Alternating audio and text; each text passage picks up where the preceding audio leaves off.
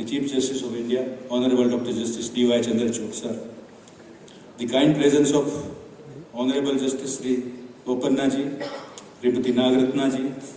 Perhaps it is not the Supreme Court or High Courts alone which constitute the Indian judiciary, but the district level and taluk level judges and judges bear a direct connect with the small litigant for their plight as well as for their aspiration of justice. The theme of the conference is very opposite: equity and excellence for futuristic judiciary. I wish to make two references that are the testimony. It cannot be more satisfying, contributing grand success of Lok Adalat held on 16/3/24. It is my delight to announce, out of these, 2,52,277 were the pending cases disposed of, whereas 26,48,000.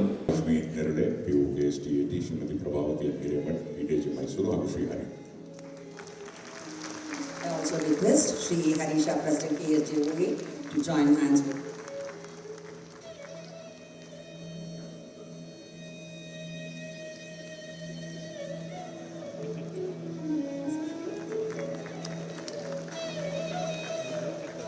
We now request Sri G.S.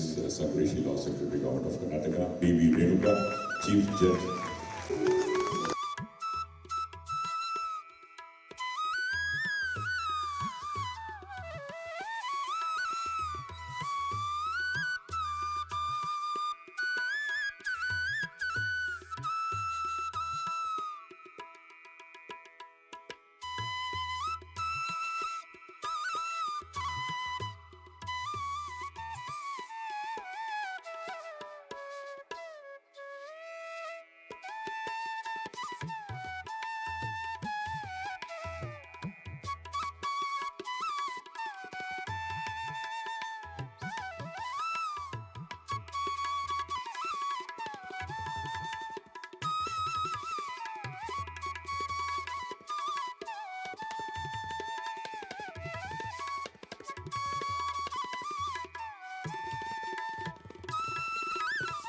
We are all indeed honored to have the august presence of Honorable Dr. Justice Siddaramaiah, Chandrachud, Chief Justice of India.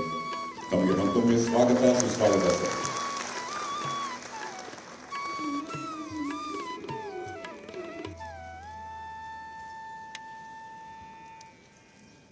ಎಲ್ಲರಿಗೂ ನಮಸ್ಕಾರ. Honorable Chief Justice of India, Dr. Justice Siddaramaiah Y. Chandrachud, Honorable Judge of Supreme Court of India, Sri Justice A.S. Bopanna, Honorable Judge of Supreme Court of India, Srimati Justice B.V. Nagaratna, Honorable Judge of Supreme Court of India, Sri Justice Arvind Kumar, Honorable Chief Justice of the Court of Karnataka, Sri Justice N.V. Anjaria, Sri Harish A., the President of Karnataka State Judicial Officers Association, Sri H.K. Navina, the General Secretary of Karnataka State Judicial Officers Association, all dignitaries, friends from media, the ladies and gentlemen. I am pleased to be part of this August gathering on the occasion of 21st biennial state level conference of judicial officers. It is an absolute pleasure to welcome the esteemed Chief Justice of India, Justice Siddaramaiah Y. Chandrachud, along with all distinguished participants to this conference here in Karnataka. As I stand before this esteemed assembly, I am filled with profound respect for each member present here today. The judiciary, the cornerstone of just and equitable society. has always been one of the sources of inspiration for me. It is the sacred institution with its unwavering commitment to fairness, good conscience, reasonableness, and justice that initially drew me to the field of law. The judiciary's role as the ultimate guardian of rights and liberties resonated deeply with my own aspirations to serve society. Witnessing the judiciary's dedication to ensuring inclusiveness and equality and its pivotal role in safeguarding all that is good and just has been a guiding light on my journey. The Constitution of India, alongside its judiciary, stands as a beacon of equity and excellence, embodying the core principles of justice, equality, and the unwavering pursuit of an equitable society. By architecting a constitution that champions the rights of the marginalized and embodies the principles of justice and equality, Baba Sahib Ambedkar laid the groundwork for a judiciary that stands as a guardian of these ideals.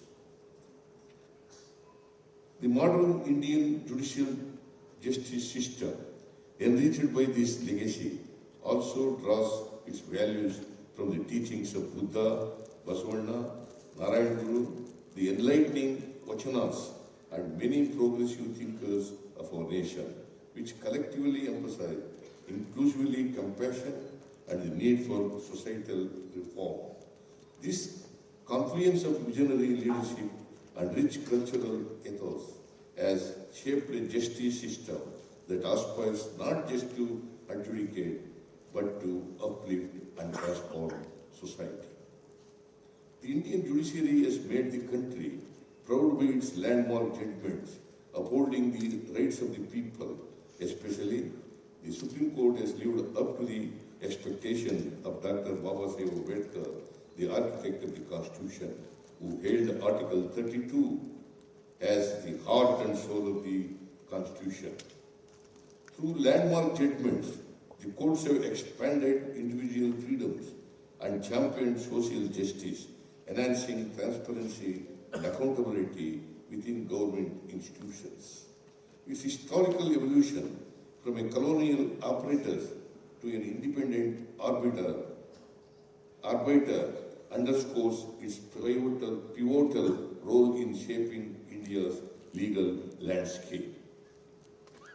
While the members of the judiciary have been working tirelessly to overcome the challenges facing the system and to stay true to their responsibilities, it is equally important to pause and reflect on the approach and question how one could be more effective in achieving the larger purpose.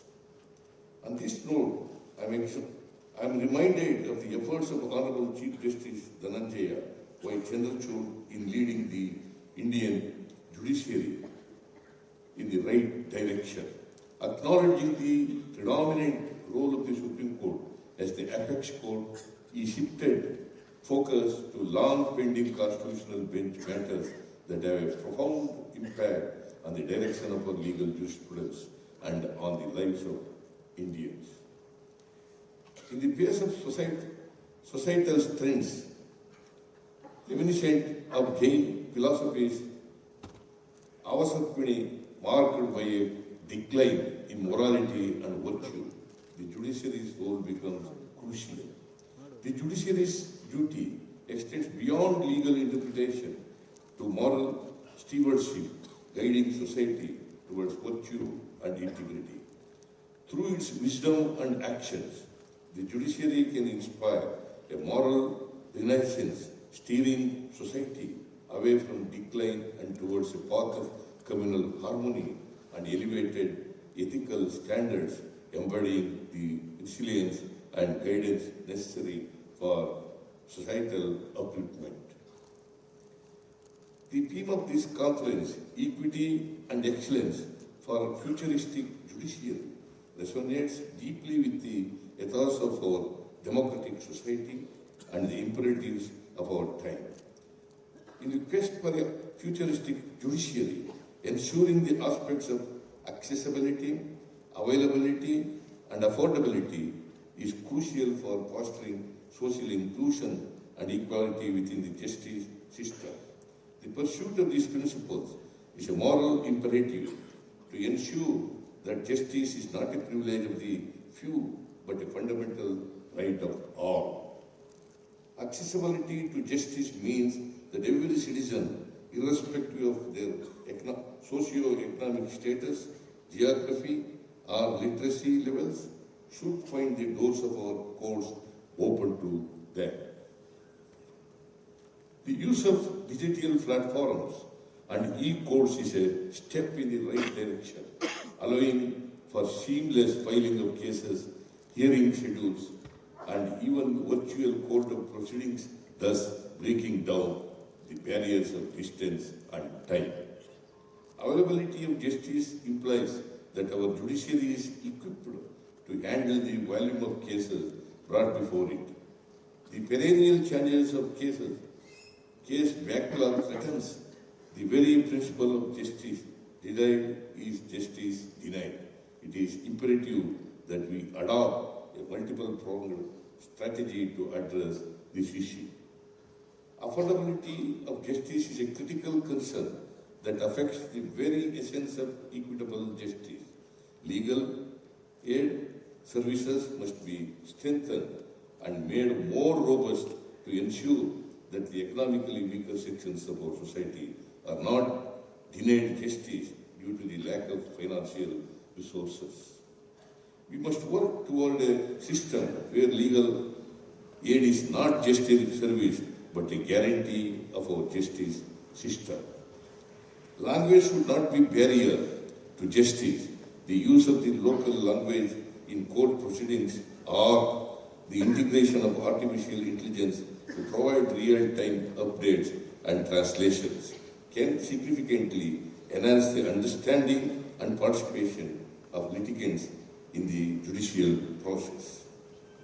This not only makes the courts more accessible, but also instills a greater sense of trust and confidence in the judiciary among the common people.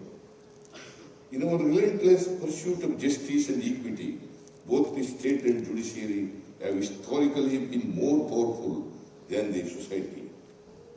Courageously confronting and dismantling the social evils that have long shackled our society, the state has firmly stood against terrible practices like sati and untouchability and the unfairness of child marriage driven by a belief in promoting freedom and empowering people.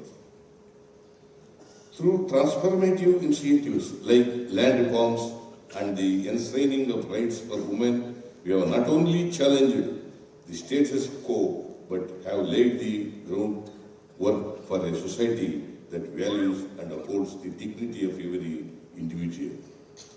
These actions reflect a profound commitment to rectifying historical wrongs and fostering an environment where equality and justice are not mere ideals but lived realities.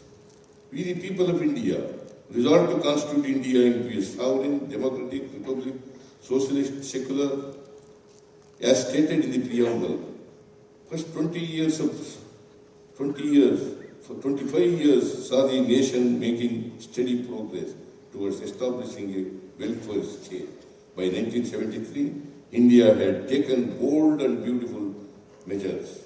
As we stand on the shoulders of these monumental achievements, the task before us as the legislature and judiciary alike is twofold. Firstly, we must continue to identify and address the social concerns that persist, evolving our approaches and strategies to meet the complex demands of our times. Secondly, we must rigorously ensure that the provisions and reforms already in place are effectively implemented, truly transforming lives and uprooting the remnants of social evils. This dual commitment to action and vigilance embodies the philosophy that guides us, a belief in the relentless pursuit of just society, where inclusivity, inclusive growth, plurality, and equality are not aspirational goals, but the very foundations upon which our nation is built. It is through this shared vision and unwavering dedication that we can continue to forge future marked by social justice and the empowerment of every citizen. As said by our poet Kuempu, our shared vision should be to realize Sarva Janangada Shantiya Tota, a peaceful land of all communities. I look forward to the productive and insightful deliberations over the course of this conference. Thank you all. Jai Hind, Jai Karnataka.